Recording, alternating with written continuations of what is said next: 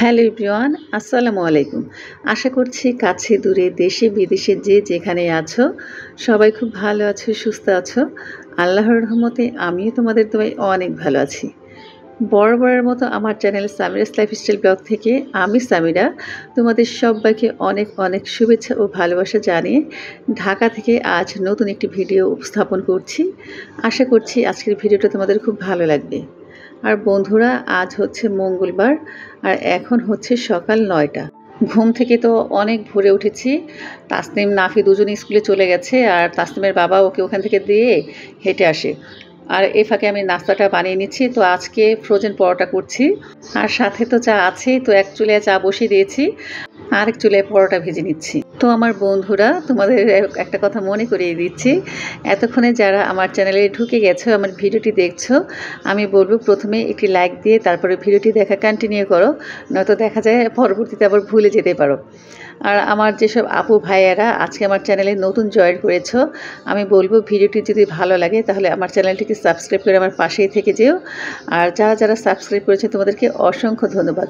সাথে থাকা ছোট্ট যে বেল বাটনটি আছে সেটি অল অন করে দিও, এতে করে আমি যখন কোনো নতুন ভিডিও আপলোড করব সবার আগে নোটিফিকেশন তোমার কাছে পৌঁছে যাবে। চাইলে তুমি তোমার সুযোগ মতন পরবর্তীতে দেখে নিতে পারবে। আর এই যে এদিক দিয়ে দেখো আমি নাস্তা ভাজতে ভাজতে আমার বর চলে আসছে। ও হেঁটে আসার সময় প্রয়োজনীয় বাজার সরে যা লাগে সবই নিয়ে আসছে আর গরুর মাংস নিয়ে আসছে। তো ওকে আমি জিজ্ঞেস করলাম, এত সকালে গরুর মাংস কোথায় পাইলা? বলে যে ওখানে জবাই করছিল, তো সেখান থেকে নিয়ে আসছি। আর এনেছে ছোট মাছ, তারপরে এনেছে যে শাক, এটা হচ্ছে কি শাক, পাট শাক। তো এই শাকটা তো আসলে খেতে ভালোই লাগে, কিন্তু বাছতে প্রচুর ঝামেলা। তো এটা নিয়ে ওকে আমি বলছিলাম যে আনছো ছোটো মাছ, তার মধ্যে আবার শাক। তো যাই হোক, এখন দুজনে মিলে নাস্তা করে নিব। আর এই যে দেখো আমি বড় একটা মগে চা নিয়েছি। আসলে চা খেয়ে না পোষায় না, এই কারণে ভাবলাম যে আজকে বেশি হয়েছে তো বেশি করে নিই। মাঝে মাঝে কিন্তু চা আর কি যখন বাড়াতে চায় তখন কমে যায় শুকিয়ে, আবার যখন দেখা যায় কমাতে চায় তখন কিন্তু আর কি সুযোগ থাকে না। এই যে যেমন আজকে তাড়াহুড়া করছি, ও তো বাসায় চলে আসছে, তো বলছে যে আমাকে তাড়াতাড়ি নাস্তা দাও, এখন আবার বের হয়ে যাব। এই কারণে আর কি চাটা শুকাতে সময় পাইনি। যাই হোক, দুধ বেশি করে দিয়েছি, খেতে কিন্তু খারাপ লাগছে না। আর এদিক দিয়ে ওকে আমি বললাম তুমি প্যান্টটা একটু চেঞ্জ করে নাও, বলে যে না এক্ষুনি আমার বের হয়ে যেতে হবে। বিজি মানুষ আর কি। তো চা খাওয়া শেষ করে পরোটা দিয়ে এরপরে এই যে আমার বিস্কিট দিয়ে না খেলে তো হবেই না, সাথে তো মুড়ি আছেই। তো দুজনে মিলে নাস্তা তাড়াতাড়ি খেয়ে নিলাম। এরপর খাওয়া শেষে ও চলে গেল ওর কাজে আর আমি চলে যাব আমার কাজে, কারণ বাজার সদাই এনে রেখেছি, সেগুলো তো গুছাতে হবে। আর আজকে কিন্তু কাজ গুছাতে গুছাতে অনেকটাই দেরি হয়ে যাবে। তো আমি আর এক সেকেন্ডও দেরি করব না, সাথে সাথে কিন্তু ঝটপট এখন কাজে লেগে যাব।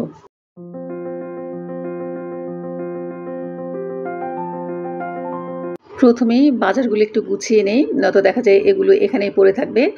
যেমন আলু দরকার ছিল, এরপর হচ্ছে পেঁয়াজের দরকার ছিল, রসুনের দরকার ছিল।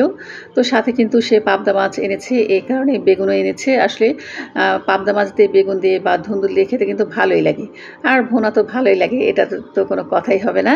তো আজকের আলুগুলো কিন্তু ভালোই আছে। এমনি দেখা যায় আলু আনলে কী হয়, বেশিরভাগই বড় বড় সাইজের হয়, আর কাটলে কী হয় বড় আলুগুলা পোকা হয়ে যায়, মানে পোকা না, কেমন ভিতরে কালো কালো হয়ে যায়, তো আলুগুলো ফালানো যায়। আর ওকে আমি বলে দিয়েছিলাম আলু আনলে সবসময় মিডিয়াম সাইজের আলু আনবা। তোমরাও কিন্তু বন্ধুরা বলে দিও তোমাদের বরকে, কারণ দেখবে বড় আলুর মধ্যে কিন্তু বেশিরভাগ নষ্ট হয়ে যায়, কালো কালো দাগ থাকে। তো পেঁয়াজগুলো পেঁয়াজের জায়গায় রেখে দিলাম আর আলুর জায়গায় রেখে দিলাম। আর এই যে দেখো তার কাণ্ড, সে মানে সপ্তাহের মধ্যে 2 দিন 3 দিন আমরা আনবেই। বরিশালের মানুষ তো এই কারণে মনে হয় আমরা খেতে বেশি পছন্দ করি। আমার আবার অত একটা ভালো লাগে না। আমি আমরা আচার করে রেখেছি এই কারণে ওর জন্য, যে আমড়ার সিজন শেষ হয়ে গেলে যেন খেতে পারে। আজকের আমড়াগুলো কিন্তু বেশ বড় বড় আর ভালোই। কিছু আমড়া আছে ছোট, ওইগুলো আবার খেতে টক হয় বেশি। তো এই আমড়াটা কিন্তু বেশ ভালো বড় সাইজের, আর খেতে কিন্তু অত একটা টক হবে না। তো ডাল এনেছিল কয়েকদিন আগে, ডালের বয়ামটা ভর্তি ছিল, এখন শেষ হয়ে আসছে। তো ভাবলাম এগুলো যখন গুছাচ্ছি তাহলে বয়ামে ওর ডালগুলো ঢেলে নিই।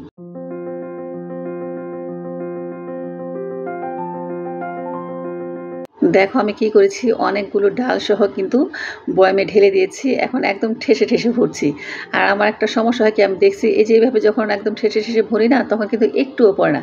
কিন্তু যখনই দেখা যায় ভরা শেষ হয়ে যায়, একটুখানি ঝাঁকি দিতে যাব, তখনই পড়ে যায়। এবার চিনি হোক, এবার ডাল হোক বা চাল হোক, যদি বয়াম এমন ভর্তি থাকে, একটু এই যে দেখো এখন ঝাঁকি দিলাম পড়ে গেল, কিন্তু যখন ঢাললাম তখন কিন্তু পড়ছে না। না পড়লে তো একটু আর চলবে না বলো। তো মোটামুটি আমার এই পর্ব শেষ, মানে গুছানো পর্ব শেষ। এখন যে মাছ এনেছে, মাংস এনেছে, সেগুলো একটু গুছিয়ে রাখতে হবে। তবে আজকে আর গরুর মাংস রান্না করবো না, যেহেতু মাছটা তাজা থাকতে থাকতেই আর কি খেলে ভালো লাগে। আর বেগুন এনেছে, তো বেগুনটা ঘরে রাখলে কি হয় আর কি শুটটা শুটে হয়ে যায়, খেতে ভালো লাগে না। এখানে 5 কেজি মাংস আছে। তো দেখি মাংসগুলো কেমন, বাইরে থেকে তো দেখা যাচ্ছে বেশ ভালোই। তো ও বললো এটা নাকি সিনার মাংস। সিনার মাংসের মধ্যে কি হয়, একটু হাড্ডি থাকে, তেল থাকে, চর্বি থাকে, তো তো সব মিলিয়ে ঝিলিয়ে ভালোই, তবে হাড্ডির পরিমাণটা বেশিই থাকে। এই যে এখানে মাংসগুলো বেশ ভালোই দেখলাম, তবে হাড্ডির পরিমাণটা বেশি যেটা বললাম। তো এখন আমি আর কি গুছিয়ে রাখবো। আর 5 কেজি মাংস আমি 4 প্যাকেট করব। 1 প্যাকেটে একটু বেশি পরিমাণে রাখবো, আর 3 প্যাকেটে হয়তো বা দেখা যায় 1.25 কেজি করে রাখবো। আমার আম্মা আব্বা আসছে, তো রান্না একটু বেশি করেই করবো। আমার মেয়েরা তো মাংস খেতে পছন্দ করে। আর গরুর মাংসটা দেখবে সবার কিন্তু খুব পছন্দ। দেখা যায় কষাতে কষাতেই না অর্ধেকটা খাওয়া হয়ে যায়। তো এই যে 3 প্যাকেট করে রাখলাম, এখানে 1.25 কেজির মতো করে হবে। এগুলো আলু দিয়ে রান্না করব। আর এই যে এখানে প্রায় 2.5 কেজির মতো মাংস হবে। মাংসটা দেখে কিন্তু মনটা ভরে গেছে, অনেক সুন্দর। তবে হাড্ডি বেশি থাকলে কি হয়, বরকতটা কম পাওয়া যায়। কিন্তু দেখবে আমরা খাওয়ার সময় কিন্তু হাড্ডি খুঁজি, তখন কিন্তু মাংস কেউ খেতে চায় না। যাই হোক, এগুলো এখন আমি গুছিয়ে রেখে দেবো। আর দেখি, আজকে তো বললাম রান্না করব না, আজকে আমি মাছ রান্না করব। কারণ আব্বা আম্মা আপার বাসায় আছে, আগে আসুক, এরপরে রান্না করব। তো আমি চেয়েছিলাম এতটুকু একটা প্যাকেটে আলাদা করব, কিন্তু পরে দেখলাম হাড্ডি গুড্ডি বেশি থাকার কারণে আর আলাদা প্যাকেট করলাম না। সবগুলো আর কি 1 প্যাকেটেই রেখে দিলাম। আর কিছু হাড্ডি গুড্ডি আমি ওই 3 প্যাকেটে আর কি ভাগ করে রাখবো। এই বাজার গুছাতে গুছাতেই প্রায় কিন্তু এখন 10:30টার মতো বেজে গেছে।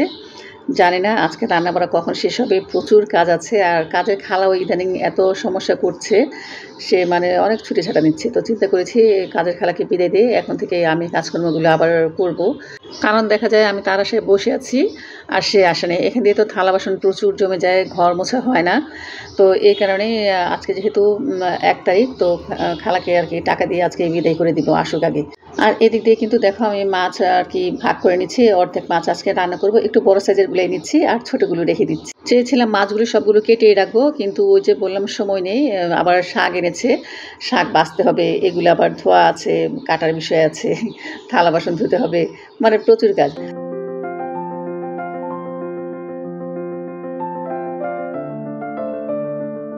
আর নাস্তা খাওয়ার পরে যে থালা বাসনগুলো ছিল এখন একটু ক্লিন করে নিই, নয়তো দেখা যায় মাছ কাটার সময়, ধোয়ার সময় এগুলোর মধ্যে মাছের গন্ধ থেকে যাবে।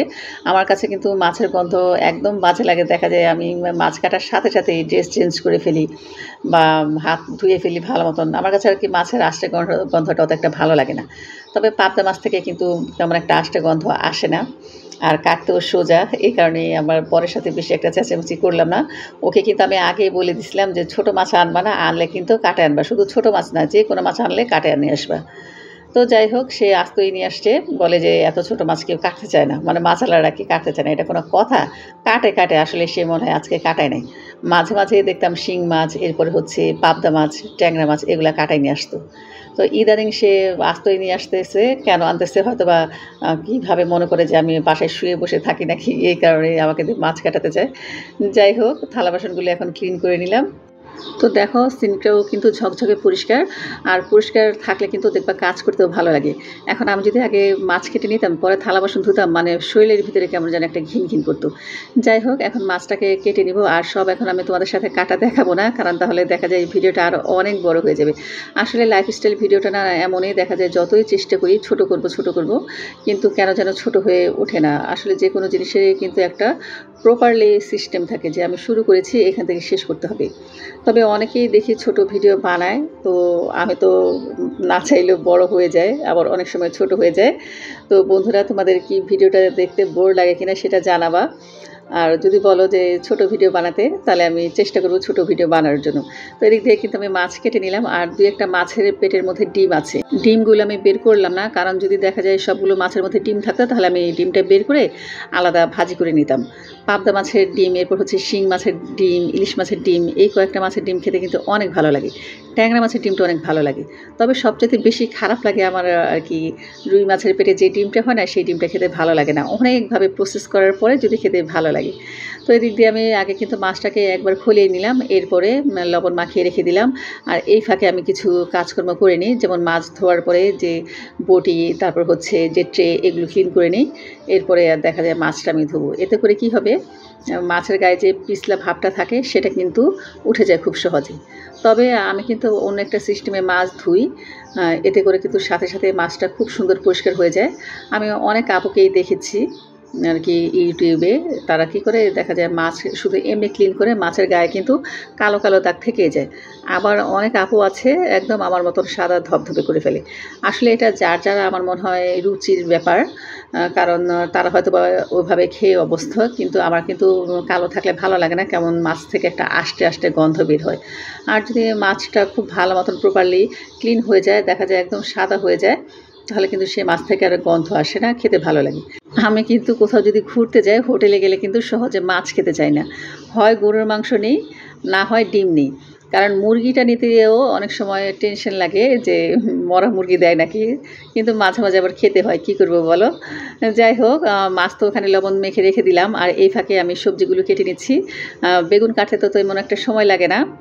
বেগুনের সাথে আমি একটা আলু দিয়েছি, সবগুলো বেগুন কিন্তু আমি নিইনি, অর্ধেকটা বেগুন রেখে দিয়েছি, আর অর্ধেকটা বেগুন এখন আর কি তরকারির জন্য রান্না করব। বেগুন কিন্তু দেখা যায় বেশি, কিন্তু রান্না করার পরে একটুখানি হয়ে যায়, শাকের মতন। শাক দেখা যায় অনেক কড়াই ভর্তি, এরপরে দেখা যায় সেদ্ধ করার পরে কিন্তু একটু হয়ে যায়। বেগুন তরকারিটা কিন্তু এমন। তো এদিক দিয়ে কিন্তু দেখো আমি ভাত বসিয়ে দিয়েছি, ডাল বসিয়ে দিয়েছি, অলরেডি বলক চলে আসছে। আর আমার কিন্তু তরকারি ধোয়া শেষ, সাইডে রেখে দিয়েছি, পেঁয়াজ মরিচও কেটে নিয়েছি। আর এখন এই যে মাছটা আমি ধুয়ে নিচ্ছি। মাছ ধোয়ার জন্য কিন্তু এই যে এই খোড়াগুলা, এগুলো খুব ভালো, কার অঞ্চলে কী বলে জানি না, আমাদের এলাকায় বলে ডহি। তবে এই ডহিটা হচ্ছে দইয়ের ডহি। কিছু দহি পাওয়া যায় বাজারে, কিন্তু ওইটা আমার ঘরে আছে, কিন্তু এটার মধ্যে দেখলাম কি পরিষ্কার হয় ভালো। আমার কাছে কিন্তু আর একটা চালনি আছে, ওটা দিয়ে আমি প্রথমে কী করতাম, ঘষে ঘষে আর কি মাছটা পরিষ্কার করতাম। ওই চালনিটা দিয়ে তো মারাত্মক লেভেলের পরিষ্কার হয়। আর এই যে দেখো আমি প্রায় 2-3 বার খেচে খেচে ধুয়েছি, এরপরে তো অনেকবার খলিয়ে নিয়েছি। আর এদিক দিয়ে এই যে আমার তরকারি কাটা হয়ে গেছে। তো প্রথমে আমি কিন্তু ডালটা বাগার দিয়ে নিব। এখন আমার কিন্তু সব কাটাকুটা শেষ, শুধু শাক রয়ে গেছে।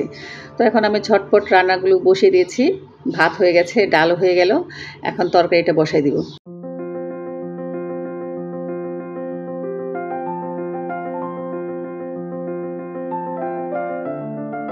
এর আগে আমি কিন্তু পাবদা মাছের রেসিপি শেয়ার করেছি বেগুন দিয়ে।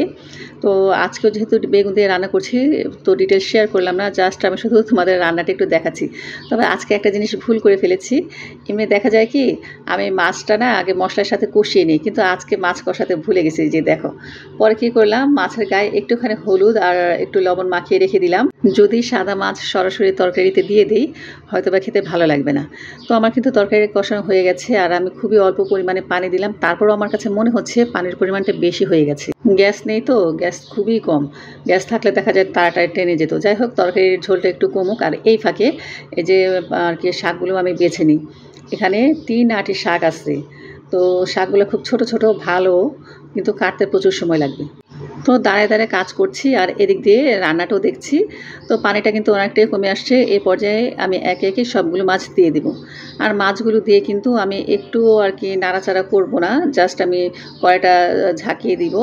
আর চুলার আঁচটা কিন্তু বাড়ানোই থাকবে, কারণ এমনিতেও বেগুন তরকারি, তার মধ্যে পাবদা মাছ খুবই নরম মাছ, ইলিশ মাছের চাইতেও কিন্তু অনেক নরম।